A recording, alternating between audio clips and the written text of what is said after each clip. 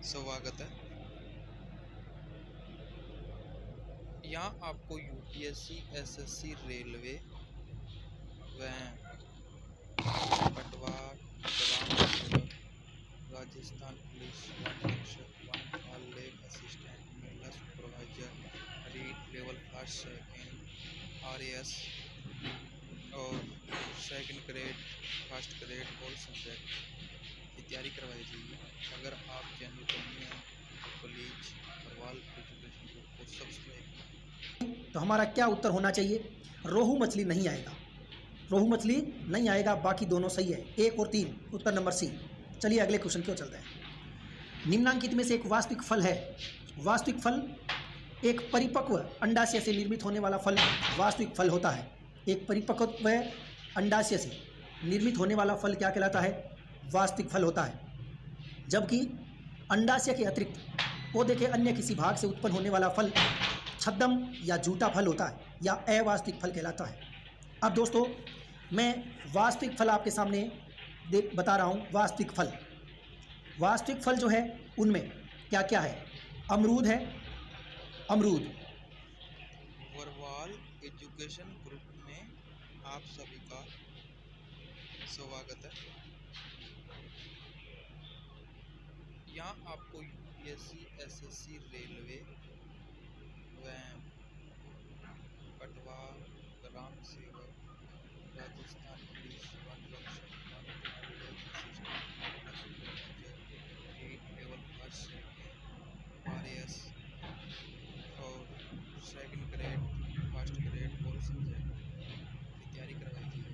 अगर आप चैनल पर नए हैं तो प्लीज परवाल एजुकेशन को सब्सक्राइब। अमाशय के अंदर एक जठर रस निकलता है। जठर रस क्या निकलता है? जठर रस। इस जठर रस में एक अम्ल होता है जिसको हम HCl कहते हैं, हाइड्रोक्लोरिक एसिड। तो हमारे क्वेश्चन का उत्तर तो हाइड्रोक्लोरिक एसिड हो गया। ये जो HCl होता है, ये HCl हमारे भोजन को कैसा बनाता है? जैसे मान लीजिए ये अपना मुख और बाद में ये हमारा पेट, इसको बोलते हैं अमाशय। ये अमाशय है या पेट है, और ये आपका ट्रेकिया वेकिया या श्वास नली जिसको बोलते हैं, और ये आपका मुख। श्वास नली अलग होती है और भोजन नली दोनों अलग होती है। यहाँ से दोनों डिवाइड हो जाती है ना।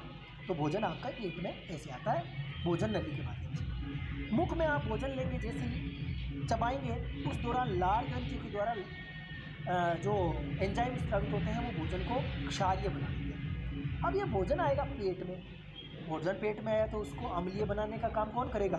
जठर रस का में उपस्थित HCl अम्ल वो क्या कर देगा? भोजन को अम्लीय बना देगा। इस प्रकार से भोजन क्या होगा?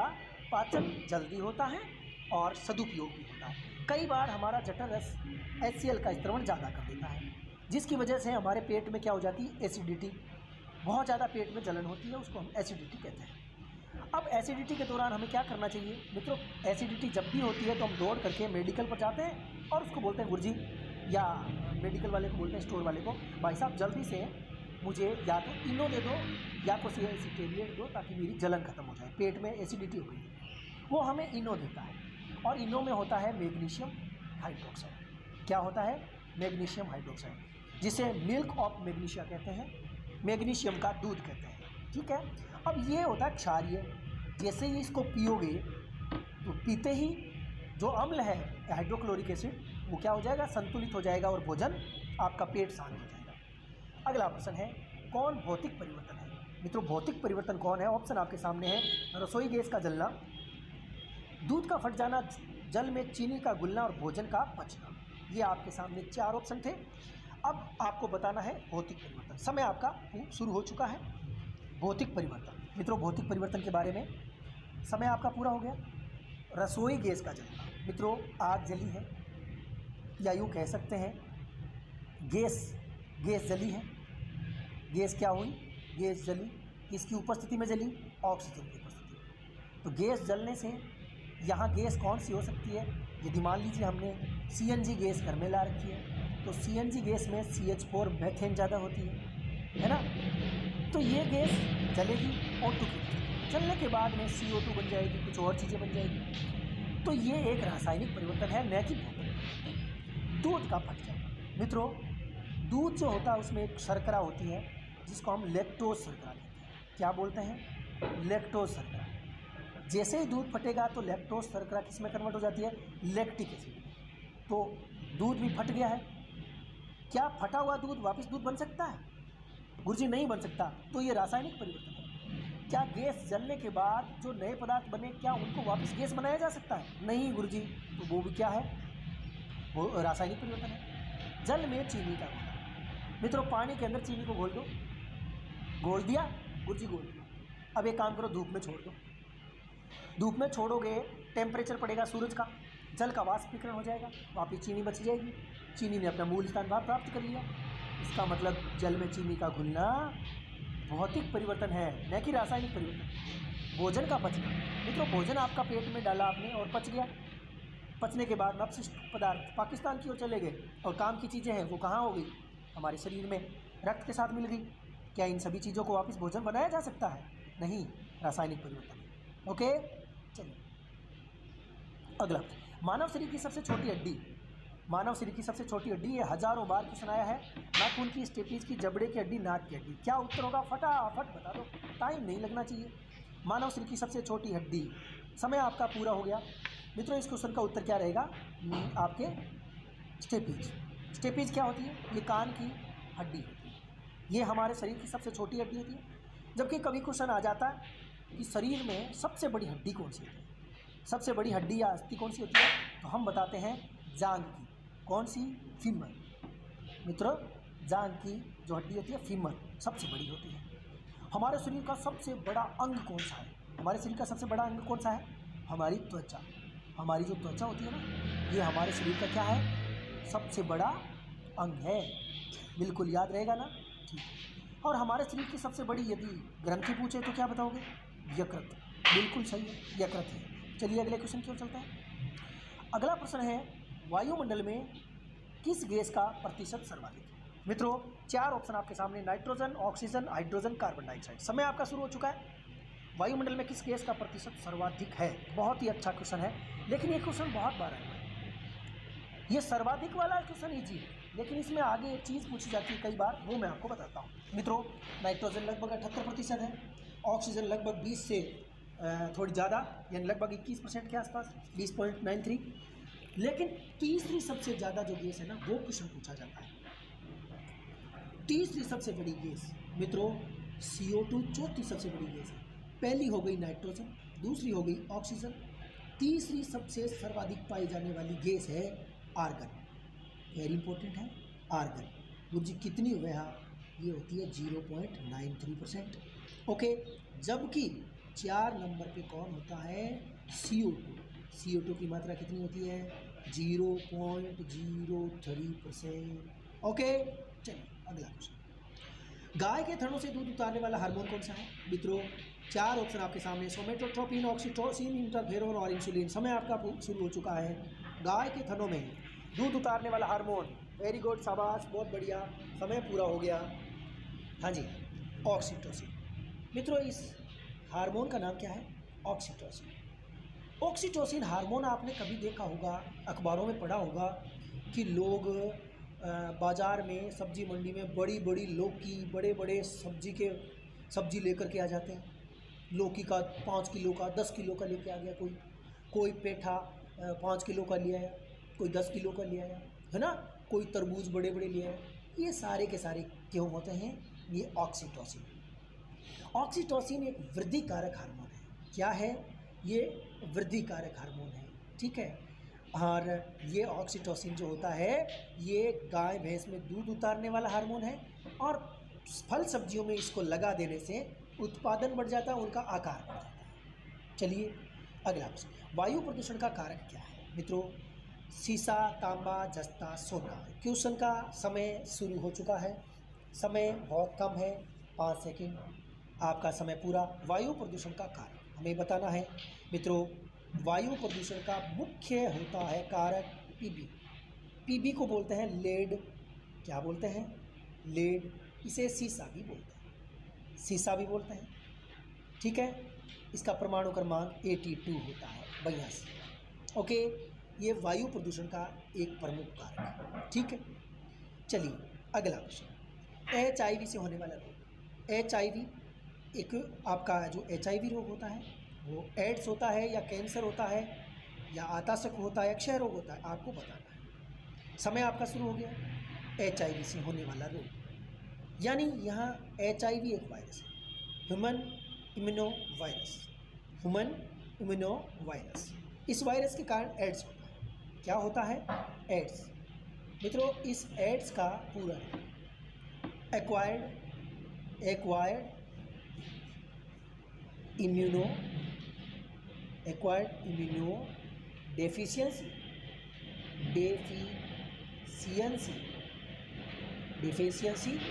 सिंड्रोम ये नाम है एड्स। मित्रों, इसमें जो HIV वायरस होता है, यानी इस HIV वायरस के कारण ही क्या होता है? ये एड्स होता है। इसे रिट्रो वायरस कहते हैं। कई बार पूछ लिया जाता है रिट्रो वायरस के कारण क्या होता है? एड्स। एड्स के वायरस का HIV नाम है और इस HIV वायरस का दूसरा नाम है।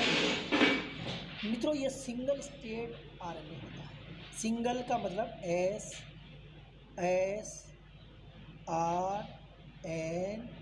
एक बार ये क्वेश्चन आएगा कि HIV वायरस होता है वो कैसा होता है, क्योंकि वायरस में केवल और केवल आनुवंशिक पदार्थ RNA पाए जाते हैं। और जैसे ही ये वायरस क्या होता है, किसी के शरीर में एंट्री मारते हैं, किसी के शरीर में पहुंच जाते हैं, तो वहाँ ये जो RNA है इनमें क्या होती है? वृद्धि होने लग जाती है, जिससे वायरस खूब सारे बढ़ जाते हैं। ठीक है, तो ये जो HIV वायरस होता है इसको रिट्रो वायरस भी कहते हैं और ये SSRNA कहलाता है, यानी सिंगल स्टैंडर्ड RNA कहलाता है। वेरी इंपॉर्टेंट, ये क्वेश्चन कई बार आया है। अगला क्वेश्चन, एक्यूपंक्चर क्या है? मित्रों, एक फसल का नाम, चीन में प्रचलित चिकित्सा पद्धति, एक पूर्व ऐतिहासिक पशु, टायर और ट्यूबों को ठीक करने की विधि। समय आपका शुरू हो चुका है। एक्यूपंक्चर क्या है हमें बताना। एक्यूपंक्चर, मित्रों, समय आपका पूरा हो गया है। एक्यूपंक्चर चीन में प्रचलित चिकित्सा पद्धति है। यह पद्धति दर्द से राहत दिलाती है। क्या करती है? जैसे शरीर में कोई दर्द हो रहा है तो उस दर्द से क्या दिलाती है? राहत। इसमें क्या करते हैं, शरीर के अंदर जहाँ दर्द हो रहा है वहाँ सुई चुभोई जाती है। एक ही सुई नहीं, बार बार, जैसे आसपास जगह पर बार बार सुई चुभोई जाती है। ठीक है, इस प्रक्रिया में दर्द में राहत मिलती है। ये एक्यूपंक्चर कहलाती है। क्या कहलाती है? एक्यूपंक्चर। ठीक है, अगला, वायुमंडल में ओजोन परत का क्या काम है? ओजोन परत का काम क्या है? पराबैंगनी विकिरणों से रक्षा, ऑक्सीजन उत्पन्न करती है, प्रदूषण करती है, वर्षा कराती है। ऑप्शन चारों मिल गए। समय आपका शुरू हो गया है। सबसे पहले जवाब देने वाला ही अच्छा छात्र और रचनात्मक और पढ़ाई में लग्न वाला विद्यार्थी माना जाता है। आप जल्दी जल्दी उत्तर दे रहे हो, इसके लिए बहुत बहुत शुक्रिया। वायुमंडल में ओजोन परत का काम है पराबैंगनी किरणों की रक्षा करना। मित्रों, ये हमारी पृथ्वी, ये हमारी क्षोभ मंडल, ये हमारी समताप, ये मध्य और ये आयन मंडल, ये पृथ्वी से यहाँ तक है क्षोभ मंडल, जहाँ वायुमंडलीय सभी घटनाएं घटती है, जैसे बारिश का आना, मेघ का गर्जना, वायु प्रदूषण वर्दूषण सब वायु, क्योंकि अधिकांश वायुमंडल यही होता है। समताप मंडल में ताप समान रहता है। मित्रों, समताप मंडल के अंदर ही यहाँ पर क्या पाई जाती है? ओजोन परत, और जो सूर्य से आने वाली पराबैंगनी किरणों को क्या करती है? रोकती है। चलिए अगला ऑप्शन, पक्षी जो उड़ नहीं सकता। मित्रों, चार ऑप्शन आपके सामने, मुर्गी, शुतुरमुर्ग, कौवा, चील। समय आपका शुरू हो चुका है। पक्षी जो उड़ नहीं सकता, हमें बताना है। समय आपका पूरा हो गया। मित्रों, इस क्वेश्चन का उत्तर क्या रहेगा? शुतुरमुर्ग। कौन सा ऐसा जीव है या पक्षी है जो उड़ नहीं सकता? हम इसको क्या बोलेंगे? शुतुरमुर्ग। शुतुरमुर्ग वैसे अफ्रीका में पाया जाता है। सामान्यतः कहाँ मिलता है? अफ्रीका में। और यदि आपको राजस्थान में देखना है तो राजस्थान के अंदर अल्बर्ट हॉल के पास में चिड़ियाघर है। उस चिड़ियाघर के अंदर अभी तो आना मत, क्योंकि अभी तो लॉकडाउन चल रहा है और वैसे चिड़ियाघर विड़ियाघर सब बंद पड़े। फिर कभी जब खुल जाए तब आ जाए। यहाँ आपको शुतुरमुर्ग का जोड़ा मिल जाएगा। शुतुरमुर्ग कहते हैं कि ये यदि संकट का समय हो तो 70 किलोमीटर प्रति घंटे की रफ्तार से दौड़ सकता है। 70 किलोमीटर प्रति घंटा ओके से ये दौड़ सकता है। शुतुरमुर्ग का जो अंडा होता है ना, अंडा, मित्रों, ये अंडा दुनिया की सबसे बड़ी कोशिका होता है। कई बार क्वेश्चन आएगा। अगला प्रश्न, बासमती किस्म। बासमती किस्म किसकी है मुझे पता है, ये प्रश्न आपको सबको आता है, इसलिए मैं ऑप्शन नहीं दूंगा, समय शुरू कर देता हूँ। बासमती किस्म किसकी है? मित्रों, समय आपका पूरा हो गया।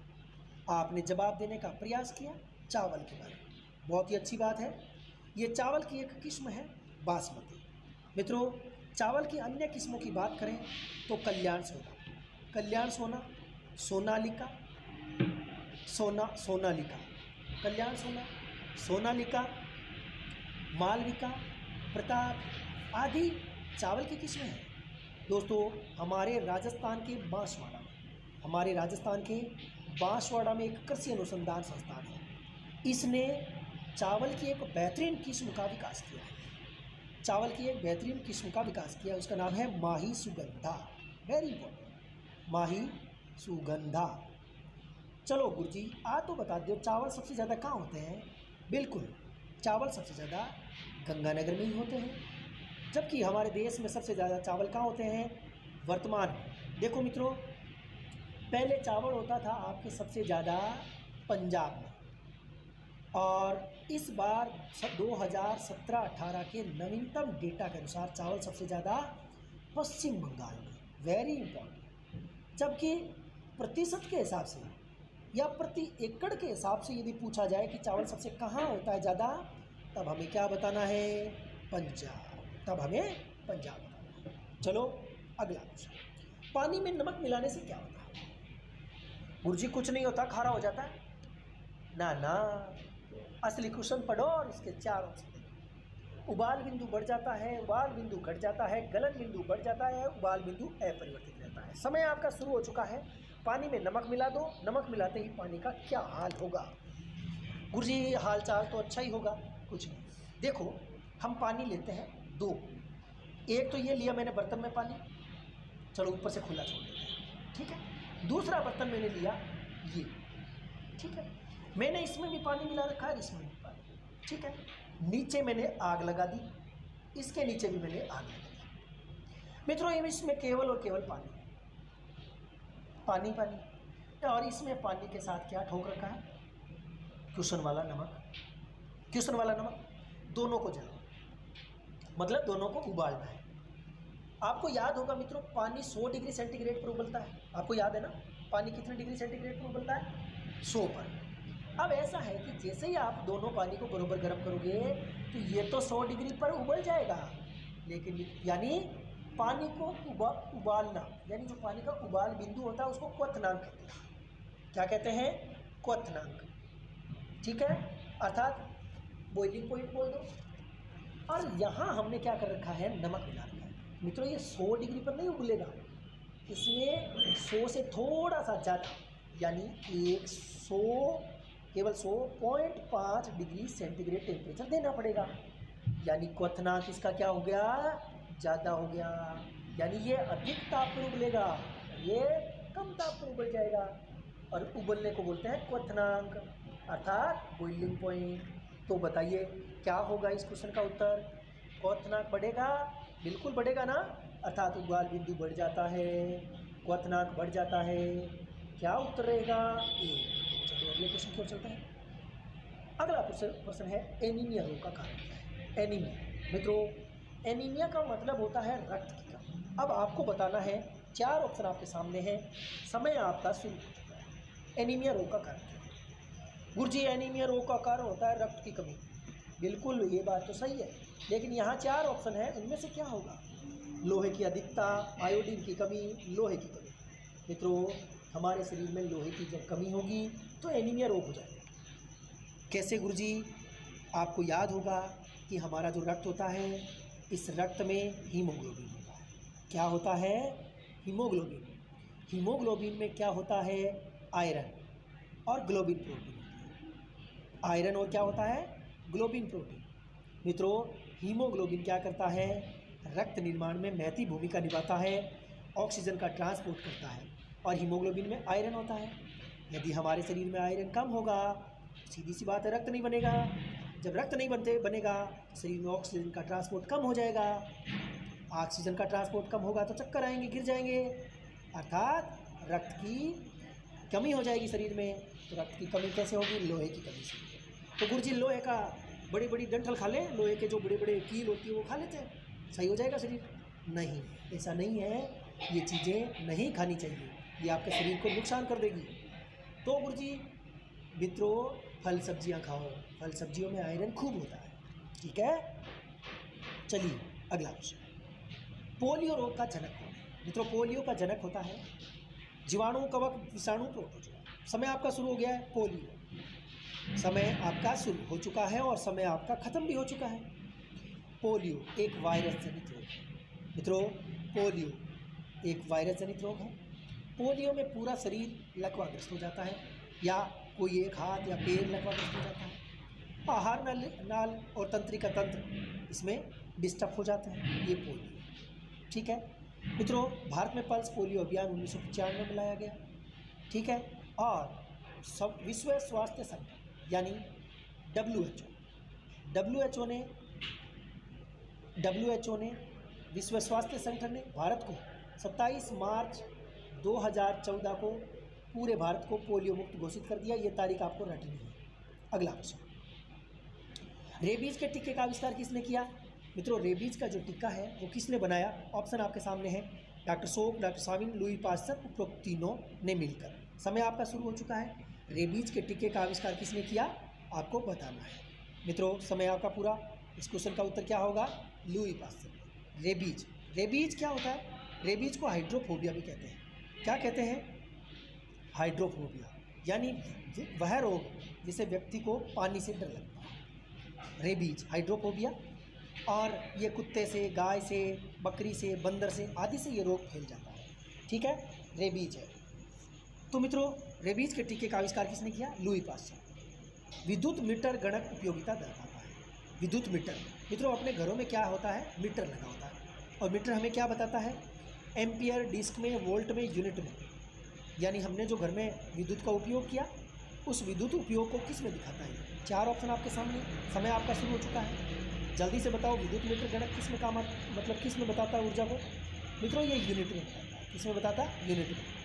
मित्रों विद्युत जो होती है वो हम किलो वॉट के तहत मापते हैं। 1 किलो वॉट बराबर होता है 1 यूनिट, यानी हम 1 किलो वॉट यूनिट खर्च करेंगे, अर्थात 1 यूनिट खर्च हो जाएगी। यानी 1 किलो वाट बराबर किसके होता है? 1 यूनिट। और घरों में जो मीटर लगा होता है, विद्युत मीटर, ये मीटर हमें विद्युत जो हम उपभोग करते हैं उस उपभोग को किस में बताता है?